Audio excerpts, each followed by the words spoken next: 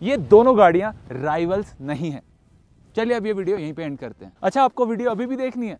Well, मैं लेके आया हूं इन दोनों गाड़ियों को स्पीति में, और वो भी इन विंटर्स में, ताकि मामला थोड़ा बराबरी का हो जाए। तो चलिए ये वीडियो शुरू करते हैं। निकले थे नोएडा से चंडीगढ़, फिर रामपुर, जिसके बाद आया ताबो, जहां से होते हुए हम पहुंचे स्पीति वैली। तो ड्राई एसफल्ट के साथ साथ स्नो और आइसी टेरेन्स पर भी गाड़ियां टेस्ट हुई हैं। तो चलिए आपको इनकी असलियत बताता हूं।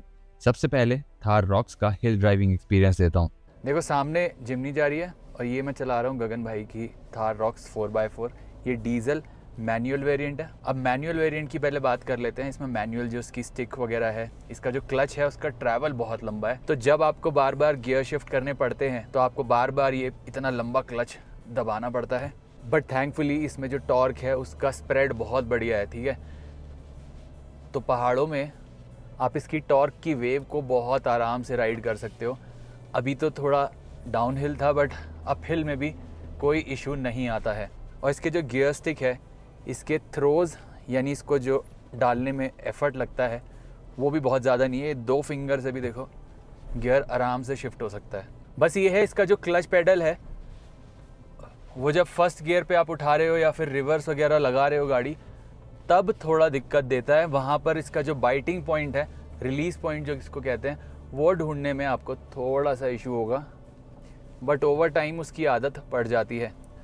और अब आप देख सकते हो कि ये जो बेंड्स पे मैं गाड़ी चला रहा हूँ, अभी हम नारकंडा से निकल गए हैं। यहाँ पर इस गाड़ी में मुझे कॉन्फिडेंस काफ़ी आता है। थार रॉक्स का जो सेंटर ऑफ ग्रेविटी है बहुत ज़्यादा हाई है, गाड़ी बहुत ज़्यादा ऊंची है, बट उसके बाद भी बिल्कुल भी इसमें कोई नर्वस मोमेंट नहीं आता है। गाड़ी काफ़ी ज़्यादा प्लांटेड लगती है।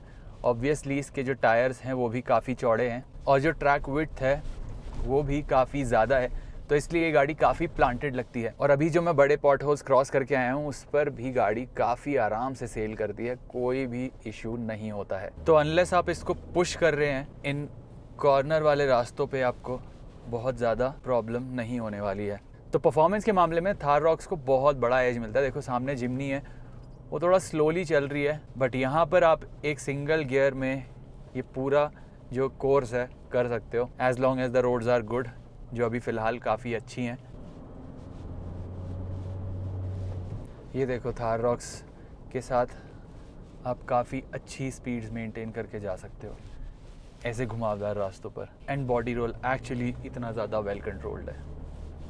हाईवे स्पीड्स पर भी जब आप स्ट्रेट लाइन में जा रहे होते हो तो इसमें काफ़ी कम मूवमेंट होती है, बट जब एक्सपेंशन जॉइंट्स वगैरह आ जाते हैं ना, तो वहाँ पर ये गाड़ी थोड़ी उछलती ज़रूर है। बार बार आपको देखने को मिलेगा कि जो वर्टिकल मूवमेंट है वो थोड़ी ज़्यादा है इसमें, तो कंफर्ट वहाँ पर बैक सीट ले लेता है। तो वहाँ पर आपको काफ़ी स्लो डाउन करना पड़ेगा, बट वो हर बार पॉसिबल नहीं हो पाएगा। अभी ये डाउनहिल मैं आपको करके दिखाता हूँ ढंग से, मैं बिना बोले आपको दिखाता हूँ कि एक्चुअल में इसको चलाने का एक्सपीरियंस कैसा है। और पहाड़ों में ये जो बड़े बड़े आप ट्रक देख रहे हो ना, इनको ओवरटेक करने में ना बहुत कम एफर्ट लगता है। अब एक और दिक्कत है, इसकी राइड आप देख सकते हो, जब ज़्यादा बुरी रोड आ जाती है ना तो थोड़ी ज़्यादा बिजी लगती है, बहुत ज़्यादा कुछ हो रहा होता है, तो कैबिन में आप लोग काफ़ी ज़्यादा अनकंफर्टेबल हो जाते हो। ये वो राइड नहीं है जो हर गड्ढे को एब्जॉर्ब कर ले। पहाड़ों में तो बार बार क्लच का इस्तेमाल करना पड़ता है, इसलिए मुझे वो प्रॉब्लम अभी खल नहीं रही है। बट यहाँ तक आने के लिए आपको हाईवेज़ का तो इस्तेमाल करना ही पड़ेगा। और जब आप हाईवेज़ से आते हो तो यहाँ पर आपको डेड पेडल इस मैनुअल वेरिएंट में नहीं मिलता है, तो आपका फीट थोड़ा अजीब से वियर्ड पोजीशन में रहता है और वहाँ से थोड़ा फटीग बढ़ जाता है। इससे जो ब्रेक्स है वो भी काफ़ी अच्छा फीडबैक देते हैं, तो अगर आप अच्छी स्पीड्स कैरी करना चाहते हो तो वहाँ पर कॉन्फिडेंस काफ़ी इंस्पायर करते हैं। और इसके डीजल इंजन की एक और ख़ास बात यह है कि ये शोर तो करता ही नहीं है जब आप इसको ज़्यादा पुश कर दें, बट ये रेव भी काफ़ी क्विकली होता है एक बड़े डीजल इंजन के लिए। और तो और इसकी जो मिड रेंज है वो भी काफ़ी स्ट्रॉन्ग है, तो आपको इसको स्लोली चलाने की ज़रूरत नहीं है, बार बार गियर शिफ्ट करने की ज़रूरत नहीं है अगर आपको क्विक ओवरटेक्स करने हैं या फिर इन पहाड़ों में एक अच्छी कांस्टेंट स्पीड मेंटेन करनी है। और स्पेशल मेंशन मुझे इसके स्टीयरिंग व्हील का करना पड़ेगा। ये स्टीयरिंग बहुत लाइट रहता है जब आप स्लो स्पीड्स पे रहते हो, बट हाई स्पीड्स पर अच्छा खासा भारी हो जाता है। और ये देखो अभी जब मैं बार बार बेंड्स पे मोड़ रहा हूँ गाड़ी को, काफ़ी अच्छा फीडबैक दे रहा है और मुझे कोई भी डर या इशू नहीं लग रहा है। मेरे को रोड पे क्या हो रहा है वो सब पता भी लग रहा है। तो ये इलेक्ट्रिक स्टीयरिंग व्हील बहुत अच्छे से ट्यून्ड है। एंड जब इस गाड़ी को आप पार्किंग वगैरह में लगाओगे वहाँ पर भी ये काफ़ी अच्छे से पार्क हो जाती है। इसका जो टर्निंग रेडियस है वो भी इतनी बड़ी गाड़ी के लिए काफ़ी अच्छा है। तो सिटी में रहने वाले लोग इस गाड़ी के साथ ज़्यादा परेशान नहीं होंगे जब उनको करोल बाग जाके इस गाड़ी को पार्क करना पड़ जाए। और पहाड़ों में जब आपको 3 पॉइंट यू टर्न्स करने पड़ते हैं ना, तो ये स्टीयरिंग वहाँ पर बहुत काम आता है। आपको बार बार इसको मोड़ने में कोई थकान नहीं होने वाली है। बस एक राइड का आपको थोड़ा ध्यान रखना है, वहाँ पर आपको थोड़ा कॉम्प्रोमाइज़ करना पड़ता है। इसकी जो रेंज है एक फुल टैंक में वो भी डिसेंट है। आप आराम से इसको 570-550 किलोमीटर्स एक फुल टैंक में चला सकते हो। 57 लीटर का इसमें आपको टैंक मिलता है। और अगर आप इसको हाईवेज पर चला रहे हो जहाँ पर आपको ज़्यादा एफर्ट नहीं देना पड़ रहा है, तो वहाँ पर आपकी क्रूजिंग स्पीड्स पर जो आरपीएम है वो कम रहते हैं और उस कारण से आपकी माइलेज काफ़ी बढ़ जाती है। वहाँ पर आप 12-13 की माइलेज भी इससे आराम से निकाल सकते हो। तो ऑब्वियसली वो रेंज भी काफ़ी ज़्यादा बढ़ जाती है। 8-9 की आपको फ्यूल इकोनॉमी में मिलेगी जब आपको अप हिल जाना है। ऑब्वियसली डाउन हिल में वो नंबर काफ़ी ज़्यादा बढ़ जाता है। तो 400 किलोमीटर की ये फिर भी आपको एक बार में रेंज दे देगी। Now let's move on to the Jimny. अब जिम्नी की ड्राइवर सीट पर आपको लगता है कि आप काफ़ी कॉम्पैक्ट गाड़ी में आके बैठ गए हो और ये उतनी हाई भी नहीं है जितनी थार रॉक्स है। अब सबसे पहले पहाड़ों में चला रहे हैं तो यहाँ पर इसके स्टीयरिंग व्हील की ही बात कर लेता हूँ। इसका जो स्टीयरिंग व्हील है थोड़ा ज़्यादा स्टिफ लगता है in comparison to the Thar Roxx. और ये देखो इसके स्टीयरिंग को इनपुट्स भी थोड़े ज़्यादा देने पड़ते हैं। वहाँ पर इससे थोड़ा कम मोड़ने पर मैं इतना मुड़ जाता है, यहाँ पर ये पूरा लॉक मारना पड़ता है। तो ये थोड़ी स्ट्रगल तो है इस गाड़ी के साथ। यहाँ पर तो एक लॉक ही लगा दिया पूरा। और अब देखो बट ये आया जिम्नी का टाइम टू शाइन। जो ये वाली रोड आती है ना, डैश कैम को लगा कुछ तो हुआ है, तो ये वीडियो लॉक कर लेते हैं। यहाँ पर गाड़ी का टाइम टू शाइन आता है एकदम। वहाँ पर बिल्कुल स्लो डाउन करने की ज़रूरत नहीं है।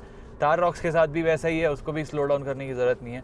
और पहाड़ों में इसका जो इंजन का आउटपुट है, इंजन का जो साइज़ है वो काफ़ी कम है थार रॉक्स के मुकाबले। बट यहाँ पर देखो मुझे इसके साथ कीप अप करने में ना बिल्कुल भी दिक्कत नहीं होती है, बिकॉज ये निम्बल काफ़ी है। और इसकी ये भी खासियत है कि ये गाड़ी नैरो है, तो जहाँ पर आपको गैप दिखे आप वहाँ से इससे ओवरटेक कर सकते हो। और जब आप टाइट ट्रेल्स में जाते हो ना, वहाँ पर जहाँ बॉडी स्क्रैच हो जाती है ब्रांचेस वगैरह से, उस सब का भी खतरा जिम्नी के साथ नहीं रहता है। वहाँ पर आप आराम से निकल सकते हो। अब देखो इसका जो इंजन है उससे परफॉर्मेंस में तो कोई इशू नहीं है। जब स्टैंड अलोन आप इसको चला रहे हो, आपको हाईवे स्पीड मेंटेन करनी हो, तब कोई दिक्कत नहीं है। बट ओवरटेक्स में ना आपको थोड़ा ज़्यादा प्लानिंग लगती है और थोड़ा ज़्यादा आपको पुश करना पड़ता है इसके इंजन को। अब यहाँ पर मैं गाड़ी को आराम से ओवरटेक कर सकता हूँ, बट मोस्टली ब्लाइंड टर्न्स वगैरह आ जाते हैं तो वो जो विंडो है वो काफ़ी छोटी है, तो वहाँ पर मुझे थोड़ी ज़्यादा एहतियात बरतनी पड़ती है। अब यहाँ पर ये ब्लाइंड कॉर्नर है, मैं यहाँ पर चाहूँ तो ओवरटेक कर सकता हूँ, बट मैं नहीं करूँगा। देखो अच्छा वाला नहीं करा। तो अगर गाड़ी के पास ढेर सारी परफॉर्मेंस है, टॉर्क वगैरह अच्छा है, तो वो एफर्टलेसली ओवरटेक्स कर सकती है। अब ये टाइट रोड्स भी हैं तो यहाँ पर और भी ज़्यादा दिक्कत हो रही है। अब यहाँ पर मैं इनको ओवरटेक कर लूँगा। और यहाँ पर देखना इसका जो गियर बॉक्स है, ये गियर शिफ्ट काफ़ी जल्दी करता है। डाउन शिफ्ट करने में बिल्कुल भी देरी नहीं लगाता है। भले ही 4 स्पीड का हो, हाईवेज पर इसकी जान निकल जाती हो इंजन की, बट पहाड़ों में जितनी स्पीड्स आपको चाहिए वहाँ पर ये काफ़ी बढ़िया से परफॉर्म करता है। और आपने देखा क्लीन ओवरटेक किया है गाड़ी ने, ऐसा नहीं कि कोई गाड़ी स्लो डाउन होनी पड़ी है उस साइड वाली। ओवरटेक बहुत आराम से हुआ है इसके साथ। अब ये गाड़ी भले ही अपने साइज़ के हिसाब से बहुत कमांडिंग और इंटिमिडेटिंग ना लगती हो, बट ये सबको पता है कि जिम्नी में जिगरा बहुत ज़्यादा है। तो जहाँ पर और गाड़ियाँ दम तोड़ देंगी, जहाँ पर बहुत ज़्यादा टेक्निकल ट्रेल होगा, वहाँ पर जिम्नी शाइन करती है। अब ये जो ऊपर रास्ता था यहाँ पर आराम से जिम्नी चढ़ जाती है, बिकॉज नैरो है, 4x4 है, लाइट वेट है, तो कोई दिक्कत ही नहीं होती इस गाड़ी को। इसी कारण से हिमाचल में बहुत ज़्यादा जिम्नी दिखती हैं। शिमला में आप निकल जाओ तो आपको जिम्नी सी जिम्नी दिखेंगी। आप लद्दाख में चले जाओ तो वहाँ पर कैपिटा जिम्नी बहुत ज़्यादा आपको दिखेंगी। ये दिल्ली में उतनी नहीं दिखती हैं बिकॉज दिल्ली में लोग समझते नहीं हैं। जो हमारे प्लेन्स वाले एरियाज़ हैं वहाँ पर ये जो टूल है उसका बहुत ज़्यादा यूज़ नहीं है, अनलेस आप इसको एज अ लाइफस्टाइल प्रोडक्ट देखें। अब ये देखो, ये इतना तो थार रॉक्स का स्टीयरिंग मुड़ता ही नहीं है जितने लॉक्स मैंने इस हेयर पिन बैंड के लिए जिमनी में ले लिए। तो यहाँ पर थोड़ा इशू है। इसकी राइड की बात करते हैं तो देखो, राइड इसकी थोड़ी सॉफ्टर साइड पर है, एंड जहाँ पर बड़े बड़े पॉट होल्स होते हैं ना, वहाँ पर जिमनी को बिल्कुल स्लो डाउन करने की ज़रूरत नहीं है। मैंने खुद किया हुआ है ऐसा कि रोड एकदम टूटी फूटी थी और लोग स्लो डाउन हो रहे थे, मैं और साइड से और भी बुरी रोड से बहुत अच्छी स्पीड्स पे निकल गया और गाड़ी ने बिल्कुल भी एक पलक नहीं झपकाई। हैंडल करते समय ये देखो, बॉडी रोल काफ़ी ज़्यादा आप देख रहे होगे, झुक गई गाड़ी एक तरफ। बट मेरे पास ग्रिप काफ़ी अच्छी है बिकॉज मैंने लगाए हुए हैं थोड़े ज़्यादा वाइड टायर्स, और 225/70 सेक्शन के जो टायर्स होते हैं वो इस गाड़ी के स्टॉक टायर्स के क्लोजेस्ट हैं। वहाँ पर आपको सबसे कम डिविएशन मिलता है in terms of aspect ratio. That's why ये वाले टायर्स आपको इस गाड़ी में लगाने चाहिए। अब मैं ब्रांड का नाम नहीं लूँगा, ब्रांड इंटीग्रेशन का कोई फ़ायदा नहीं है यहाँ पे, बट 225/70 के टायर्स आप इसमें लगा सकते हो। वो वाइडेस्ट हैं without giving the car a lift. अगर आप 235 पर जाओगे तो आपको कार को लिफ्ट कराना पड़ेगा, एंड अगर आप 215 के टायर्स लोगे तो वहाँ पर आपको डिविएशन 1.5 के अराउंड मिलता है, यहाँ पर 0.3 है, तो ये बेटर है ना ऑब्वियसली। एंड इनसे ग्रिप भी काफ़ी अच्छी मिलती है। कॉर्नर करते समय बहुत आराम से आप इस गाड़ी को लेके जा सकते हो विदाउट एनी हिकअप, एंड गाड़ी आपका पूरी तरह से साथ देती है। And this is obviously not so possible अगर आप एक रेगुलर स्टॉक टायर्स पे चलने वाली जिमनी चला रहे हो। और जिस तरीके से मैं गाड़ी को अभी कॉर्नर कर रहा हूँ, मैं आपसे बात भी कर रहा हूँ और मैं कॉर्नर भी कर रहा हूँ। अगर मैं ज़्यादा डेडिकेटेडली गाड़ी चलाता तो मैं और ज़्यादा बेटर स्पीड्स पर इसको कॉर्नर कर सकता था, बट 60-70 की स्पीड्स पर इस तरीके के टेक्निकल टर्न्स इस गाड़ी के साथ लेना तभी पॉसिबल है अगर आपके पास एक वाइडर कॉन्टैक्ट पैच है और बेटर ग्रिप वाले टायर्स हैं। मेरे पास 80 टायर्स हैं, बट ऑब्वियसली वो नॉर्मल टायर्स आपको मिलते हैं, उनसे तो काफ़ी बेटर हैं। अब पहाड़ों पर चलाते समय जो आपको विजिबिलिटी है वो भी काफ़ी ज़्यादा मैटर करती है। इसमें बहुत सही विजिबिलिटी है, मुझे एकदम अच्छे से मेरे पीछे आ रही थार रॉक्स यहाँ पर दिख रही है।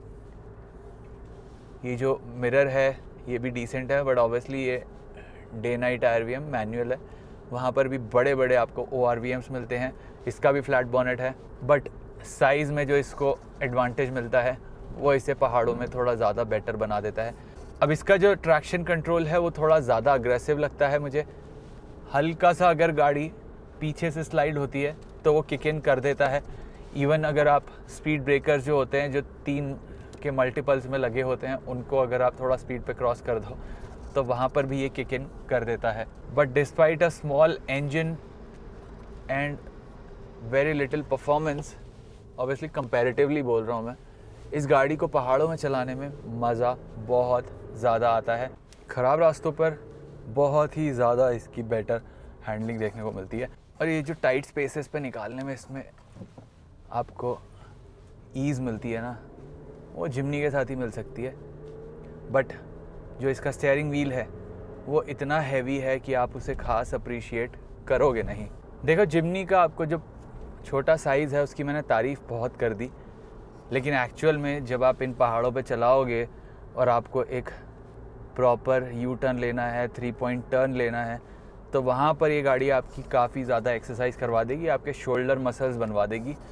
बिकॉज एक तो ये स्टीयरिंग बहुत ज़्यादा हैवी लगता है वहाँ पर, और इसके 3.5 लॉक लगते हैं एक साइड पर, तब जाके ये पूरी मुड़ती है।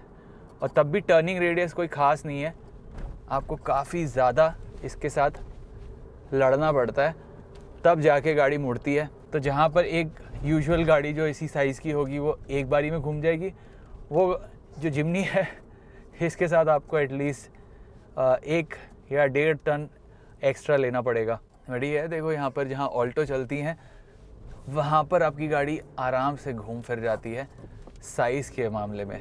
पर ये जब ख़राब रास्ते आते हैं ना, तो देखो जिमनी को बिल्कुल स्लो डाउन करने की ज़रूरत नहीं है। यहाँ पर इस गाड़ी को मज़ा आता है केन करने में। बट अगर आप इसे केन करने का सोच रहे हो तो आपको थोड़ा केयरफुल होना पड़ेगा, बिकॉज इसका टैंक सिर्फ 40 लीटर का है। और अगर आप एक लंबे चौड़े एक्सपेडिशन पर निकले हो तो उसके लिए ये पेट्रोल थोड़ा कम पड़ जाता है। एक बारी में आपको बहुत छोटे डिस्टेंस लेके जाएगी। अगर आप एक्चुअल में हाईवे पर चला रहे हो तो आप मे बी उसमें 450 या फिर 500 किलोमीटर जा सकते हो। मैं सिर्फ ये ऑटोमेटिक की बात कर रहा हूँ, मैनुअल की इससे ज़्यादा माइलेज है, बट ये एफिशिएंट नहीं है बिल्कुल भी। ये गाड़ी मारुति की लीस्ट एफिशिएंट गाड़ी है। अगर आप ज़्यादा इंक्लाइंस पर जा रहे हो, एल्टीट्यूड और भी ज़्यादा हाई है, जहाँ पर ऑक्सीजन वगैरह कम है, वहाँ पर और भी ज़्यादा पेट्रोल बर्न होगा, तो वहाँ पर आप सोचो कि आपको 7-8 की ही माइलेज मिलेगी, तो रेंज और भी कम हो जाती है। पहाड़ों में आप सोचो 350 की आपको रेंज देगी ये गाड़ी, तो उसके बीच में आपको काफ़ी ज़्यादा क्विक स्टॉप्स लेने पड़ेंगे पेट्रोल भरवाने के लिए। और जो मैं मैनुअल वाली बात बोल रहा था, मैनुअल के साथ प्रॉब्लम ये है कि मैनुअल में आपको काफ़ी हैवी गियर स्टिक मिलती है, बहुत ही क्लंकी है वो, उसके साथ आपको एफर्ट काफ़ी ज़्यादा डालना पड़ेगा। जो क्लच है वो भी काफ़ी ज़्यादा हैवी है, तो पहाड़ों में जब आप जाओगे तो आपको काफ़ी ज़्यादा उसके साथ जद्दोजहद, मशक्क़त सब कुछ करना पड़ेगा। तो अगर आप कम फ्यूल स्टॉप्स लेना चाहते हो तो एक जेरी कैन ज़रूर रख लेना, इस गाड़ी के लिए काफ़ी ज़्यादा सेंस बनाती है। ऐसे ही नहीं, इस गाड़ी की जो एक्सेसरी वाली आफ्टर मार्केट है वो बूम करती रहती है। लोग इस गाड़ी के जो बेसिक्स हैं, फंडामेंटल्स हैं, उनको काफ़ी पसंद करते हैं, बट उसको ऑब्वियसली और ज़्यादा रिफाइन करना चाहते हैं। इसलिए आफ्टर मार्केट में आपको इसके लिए हर काम को लेके ढेर सारे ऑप्शंस मिल ही जाते हैं। जिमनी का पहाड़ों में और भी ज़्यादा सेंस बनाता है ये फैक्ट कि ये एक पेट्रोल ओनली कार है। और पेट्रोल होने का फ़ायदा ये है, जब आप सब ज़ीरो टेम्परेचर में जाओगे, स्नोफॉल वगैरह के मज़े लेना चाहोगे, तो वहाँ पेट्रोल आराम से कम्बस्ट हो जाता है इन कंपैरिजन टू डीजल, जो -9 -10 डिग्रीज़ पर आपका जो शावर जेल है ना, उससे ज़्यादा थिक होने लग जाता है। तो वहाँ पर इसके साथ ये आपको फ्रीडम ज़रूर मिलती है। एंड ऑफ कोर्स ये एक मारुति है जो काफ़ी बेसिक है, थोड़ी बेयर बोन्स तो ये है, ये तो हमें मानना पड़ेगा। तो इसके जो पार्ट्स हैं ना, वो शेयरिंग में काफ़ी दूसरी मारुति के साथ मिल जाते हैं। और बेसिक है तो इसमें बहुत ज़्यादा टेक्नोलॉजी भी नहीं इस्तेमाल की गई है, तो वहाँ पर कुछ ख़राब होने का या फिर कुछ भी प्रॉब्लम देने का चांस काफ़ी कम हो जाता है, जो ऐसे सिनेरियो होते हैं। और वहाँ पर ना, इसलिए ये गाड़ी पहाड़ों में बहुत ज़्यादा सक्सेसफुल है। और दूसरा, ये गाड़ी थोड़ी छोटी है और रियर व्हील ड्राइव भी है, तो जो थोड़े एंथुजियास्टिक ड्राइवर्स हैं उनके लिए ये काफ़ी ज़्यादा सेंस बनाती है, उनको काफ़ी ज़्यादा फ़न ये दे सकती है। बस इसका जो ट्रैक्शन कंट्रोल है वो ज़्यादा जल्दी किक इन कर रहा था, उसको बंद करके रखना। और अगर आप नए ड्राइवर हो, आपको लेड बैक ड्राइविंग पसंद है, कंफर्टेबल ड्राइविंग पसंद है, आप अपनी जर्नीज़ पर थकना नहीं चाहते हो, तब सेंस बनता है कि आप थार रॉक्स का 4x4 ले लें। ऑल्दो उसका तो 4x2 भी आपके लिए काम करेगा, बट अगर आपको ऑफ रोडिंग भी करनी है तो उसमें भी आपको इंटेली टर्न और proper approach angle, departure angle and breakover angle मिलता है, जो उसको बहुत बेहतर बना देता है एक बड़ी ऑफ रोडर के तौर पर। तो अगर आपको कोई बोलता है कि जिमनी एक छोटी गाड़ी है इसलिए आपको नए ड्राइवर जो हैं उनको काफ़ी ज़्यादा अपील करेगी, उनके लिए फ्रेंडली कार है, तो उनकी बात बिल्कुल गलत है। हाँ, अगर आप सिटी वगैरह में चला रहे हो तो उनके लिए ठीक है, बट पहाड़ों में थोड़ा ज़्यादा टेक्निकल होना पड़ता है, वहाँ पर आपके लिए थार रॉक्स बेहतर सूटेड है। जब स्नो में ड्राइविंग की बात आती है तो थार रॉक्स स्नो और आइस पर अपने 80 टायर्स के साथ बहुत ही प्यार से चलती है। इसके इंजन की पावर इतनी है कि 2 फीट हाई बर्फ में भी ये गाड़ी आराम से मोमेंटम बना लेती है। और ये विजुअल्स से आप समझ ही गए होगे कि मस्ती कितनी हुई थी इस गाड़ी के साथ। बट इसका ABS थोड़ा ज़्यादा इंट्रूसिव रहा स्नो में चलाने पर, और इसकी जो हैवी वेट है और टॉप हैवी नेचर है उसके कारण भी ब्लैक आइस पर चलते समय इसके साथ ज़्यादा संभल के चलना पड़ता है। और ये गाड़ी इतनी बड़ी और हैवी है तो वहाँ पर अगर आपसे कोई गलती हुई तो उसके साथ रिकवरी थोड़ी मुश्किल रहती है। पर जब जिमनी की बात आती है तो ये स्टॉक गाड़ी सिर्फ 80 टायर्स पर ये वीडियो गेम ईजी मोड पर खेल रही थी। इसको हैंडल करने में कोई प्रॉब्लम ही नहीं हुई, ग्रिप एकदम बढ़िया थी और इसका ABS भी स्नो में एक भी बार बीच में नहीं अड़ा। और ये तो तब है जब मैं पहली बार स्नो पर गाड़ी चला रहा था। अगर गलती आपसे हो भी जाए तो जिमनी में रिकवरी करना ज़्यादा आसान है, बिकॉज ये हल्की है और इसका जो फुटप्रिंट है वो भी ज़्यादा छोटा है। तो अगर आप में भी वॉन्डरलस्ट का कीड़ा दौड़ रहा है तो थार रॉक्स आपकी सारी ज़रूरतें अटमोस्ट कंफर्ट में पूरी करेगी, बशर्ते कीमत करीब 30 लाख ऑन रोड देनी पड़ेगी। जिमनी एक टूल है जो फीचर्स और फील गुड फैक्टर में काफ़ी कम है, लेकिन काबिलियत में जब ऑफ रोडिंग की बात आती है और एडवेंचर करने की बात आती है तो अपने से 10 गुना महंगी गाड़ियों को आराम से टक्कर दे सकती है।